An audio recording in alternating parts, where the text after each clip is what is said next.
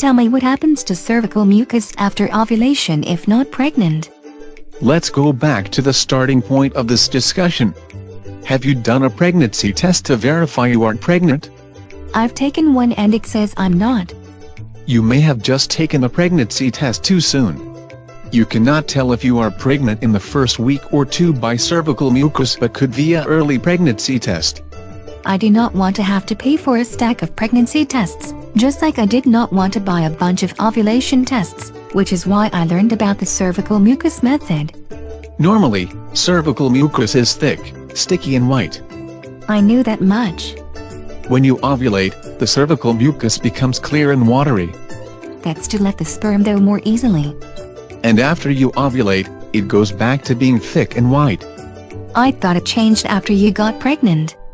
It will remain thick and white if you get pregnant, and the volume is likely to increase a little when you're pregnant. What happens if you are not?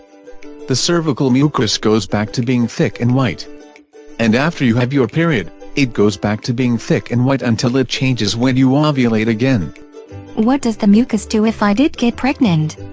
You do not get a major color change, unless there's a few drops of blood mixed with the mucus when the embryo implants. But that makes it a little yellow, compared to the big red dot of a period starting. Or a miscarriage. You'd see the same spotting of blood if you miscarried that early too.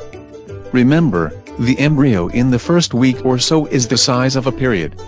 That would also explain why I was not pregnant. Well, not anymore. About half of all conceptions are thought to end in the first few weeks. Many are missed, though, as simply later, heavier periods. And if I saw that, I'd know I was not pregnant. If you were pregnant, you'd have sure signs like stomach pains as the uterus expands, breast pain as the breasts grow and morning sickness. A majority of women get nausea, but not everyone throws up. So if I'm looking for signs I got pregnant, cervical mucus is not the body fluid that will make it the most obvious. No, peeing on a pregnancy test would, as well as give the clearest proof you are not pregnant too. I just wanted a way to know I was not pregnant before going through a stack of pregnancy tests to tell me the same thing. Test too soon, and they'll tell you no when the answer may really be yes.